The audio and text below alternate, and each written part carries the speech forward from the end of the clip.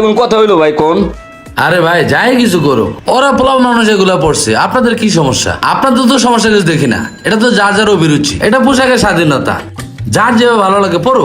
কিন্তু এটাও সত্য, ওরা যে রাস্তাঘাটে উৎপাত শুরু করছে এগুলো সমাজের জন্য ক্ষতিকারক। আমি তাদের পক্ষে কথা বলছি না, আপনারা সেটা ভাববেন। তো যাই হোক ভাই, আপনাদের কাজটা আমার জানার মতো ভুল হয়েছে, আপনারা ওদের কাছে সরি বলে দেন। এই ছোট ভাই এদিকে আসো। ঠিক আছে ভাই, আপনারা আমরা এলাকার ভিতরে সম্মান করি, আপনি যেটা কইবেন এটা আমরা শুনবো। যাই হোক ভাই, আমরা সরি ভাই, আপনারা কিছু মনে করেন না। নেও ভাই তোমার টেডিটা।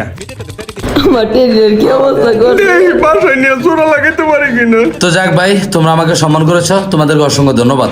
আর শোনো, তোমাদেরকে একটা কথা বলি, পোশাকে মানুষকে সৌন্দর্য বৃদ্ধি করে এমন কোনো পোশাক পরা উচিত না যেগুলা মানুষের ট্রোলের শিকার হইতে হয়। এটা ঠিক না ভাইয়া, সুন্দর পোশাক পরবা, ভালো থাকবা।